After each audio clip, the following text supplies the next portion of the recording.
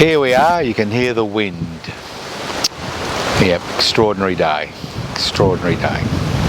Well, every day is extraordinary, isn't it, when you think about it?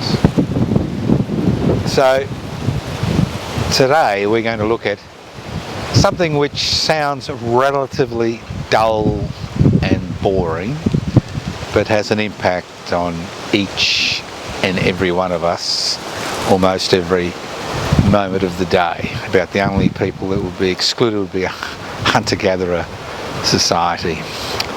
I'm looking at competition, capitalism's Furphy. Now, many of you may not know what the word Furphy is. It's very simple. It's Australian slang for a tall story. Something that really has very little to do with reality. And it originated at the turn of the 20th century, when farm workers in Victoria would congregate for their breaks around a water tank, and this water tank was made by Furphy Proprietary Limited, which I think still exists. And the same water tanks went across to Europe in World War I, and soldiers, when they had a break, would congregate round the water tank and basically tell tall stories. So why is competition capitalism's Furphy? Now, we're all told consistently capitalism is about competition, and competition keeps a lid on prices, which means people can actually have access to basic goods, or consumer items, or even luxury items. Competition is what puts downward pressure on prices. I mean, that's the Furphy. It's all story we've been told over and over and over again, for eons. But let's look at the reality. Now, most of the world is divided into sovereign nation states, and I think at the last count there are over 200, ranging from San Marino with about 6,000 inhabitants to India with about 1.5 billion inhabitants. And what we've seen with industrialisation and now the digital age is we've seen the concept of capitalism, private investment for private profit, turned on its head. What we've seen is the logical endpoint of a capitalist society, one based on laissez-faire principles, where there is no intervention by any authority, whether it's the state or any other authority, where it's given its head. And what we've seen is the corporatisation of life on planet Earth. I know it's a fancy word, corporatisation. What does it all mean? Well, corporatisation is about the basic infrastructure, necessities of life being controlled by a shrinking minority of people, by a shrinking number of companies. And we see this at its best when you enter a postmodern temple of consumption, obviously a large shopping centre, where whether you're in Broome or in Hobart or in Cairns or in Darwin or you see the same corporate brands. And to make matters worse, you may see a profusion of brands, but again, most of these brands come under one corporate entity. So the fact is that in 2025, we don't live in a capitalist society, a society which is based on the concept of private investment and competition between different groups. But what we see is the emergence of large corporations. Some are individually owned, many are publicly listed on stock exchanges around the world. And nothing highlights the concentration of power and wealth more than the limited number of people that own the virtual platforms which now dominate activity around the globe. Not just this country, but around the globe. So the people who own the platforms are those to a significant degree which not only make the profits, but determine how we live. That's corporatisation. Now the problem is worse in Australia, because what we've seen is publicly listed companies, most of them corporations, whether it's the mining sector, whether it's the agricultural sector, whether it's the health sector, education sector, preschool, aged care. Through privatisation, what we've seen is many aspects of everyday life which were controlled by local communities or mutual aid societies have now, through demutualisation in the 1980s and 1990s and through privatisation over the last 50 years, is removed any semblance of real competition in the marketplace. It's reached such a stage that we now have a situation in this country where basic necessities need to be imported because they're not manufactured in this country anymore for a variety of reasons. So here we are in the 2025, faced with this dilemma. As I said before, the situation is worse in Australia because corporations, because of stock market friendly laws or share friendly laws, tend to divest most of their profits to their shareholders. They're not reinvesting in their own business because the cost of a share, or the price of a share, to a significant degree is regulated by the amount of dividends which shareholders receive at the end of the year. The greater the dividend, the greater the increase in profits. The problem is these profits are not distributed amongst workers in those corporations, apart from CEOs and major figures in that corporation, and customers.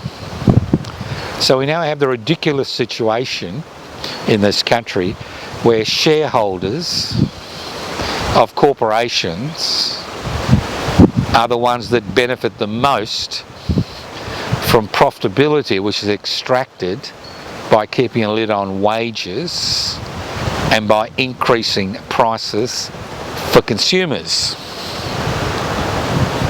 Now the dilemma is doubly difficult for what are described as startups. These are small businesses which, despite the difficulty they experience in terms of competing with corporations, as these startups become successful, what we see is corporations within their sphere of influence, their sphere of business, will buy out that startup, incorporate it within the corporation, or actually shut it down to prevent competition. So although it doesn't sound very exciting, the fact is that in Australia in 2025 and in the great majority of the planet, there is no real competition. Nothing highlights this more than the escalating cost of housing in this country. People talk about a lack of supply, but the fact is that housing prices continue to escalate because there is no competition in the marketplace. When I talk about competition, I'm not talking about competition by 2 or 3 corporations who keep an eye on each other's profitability and set prices depending on their profitability, where it's the financial sector, the banking sector, the financial sector, the superannuation sector, or other sectors of society.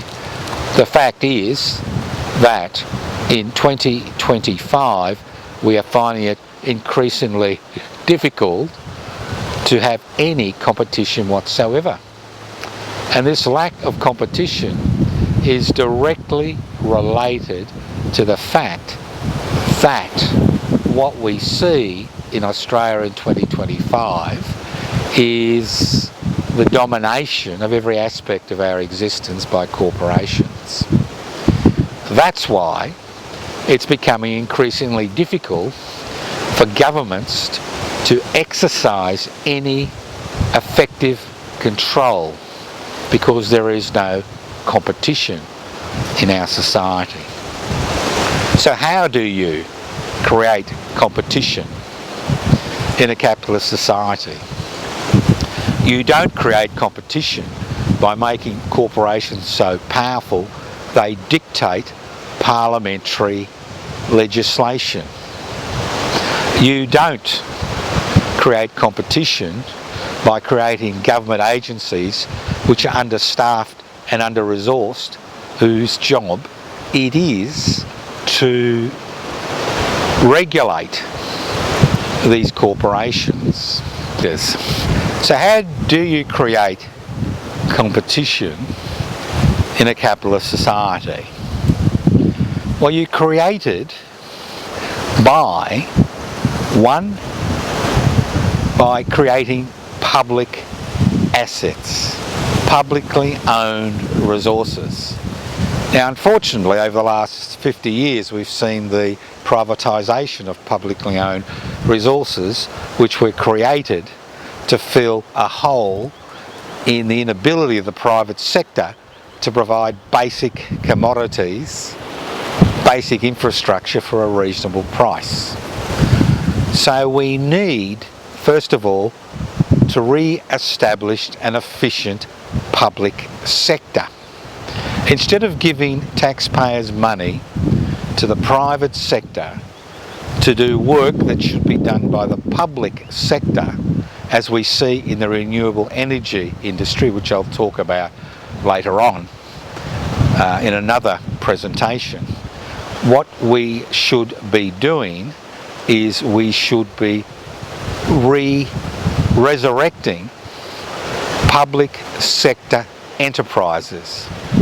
Whether we do this by beginning from the beginning, or by expanding those that are there, or by creating new ones, or even buying out or taking over private sector businesses which are no longer able to provide reasonable services for a reasonable price, as we see in the aged care sector.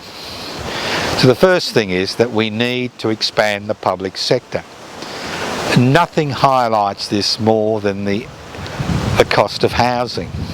The cost of housing has escalated, not just because of a lack of buildings and difficulty getting permits, but because there is no competition. The best way to resolve the housing crisis is by increasing public housing. Not privatised so-called public housing, community affordable social housing, but public housing which is publicly owned and publicly managed, whether it's at a state level or federal level. The greater the number of public units and houses that are built or that are spot purchased across the community, the less it means that there will be more housing available. Instead of pumping money into the private sector by putting the same resources in the public housing sector, you could resolve the housing crisis within a few years by building or spot purchasing public homes. As the number of public homes and units increase and the number of people that are housed in public units and public homes increases, the demand for private housing decreases. As the demand for private housing decreases, what you will see is that housing prices will fall, and those people who continue to rent will see, as housing prices fall, rents will decrease. Now you can do this in the aged care sector, early childhood development sector, renewable energy sector. You can even do it in the provision of essential groceries to people, as we see in some communities in far north Queensland, where we see the government subsidising food via the private sector so people have access to reasonable and quality of food. The second way to improve the access, improve competition, is by creating or expanding the current collective and cooperative sector. Currently, there are fewer than 2,000 registered cooperatives in this country, and most of them are exceptionally small. If you provide seeding funding to establish cooperatives, and you could provide that seeding funding by levying a 1% tax on superannuation funds to be provided as seeding funding cooperatives, you would see an expansion of the cooperative and collective sector in society. So you would create what is described as a mixed economy, not an economy which is totally dependent on the private sector, but a mixed economy, an economy which is dependent on the private sector, the public sector, and the cooperative and collective sector. To give you an example, the privatisation of the Commonwealth Bank led to the creation of massive profits for the private banks, because they were in a position, because there was no real competition from the public sector, because the Commonwealth Bank had been privatised, to set prices to increase returns to themselves, to their shareholders. So we see this over and over again. Although this topic may not seem very exciting, the fact is it is fundamental to our understanding of the economic realities that most people face. It's one thing saying that people are doing it hard. It's another thing looking at the reasons why people are doing it hard.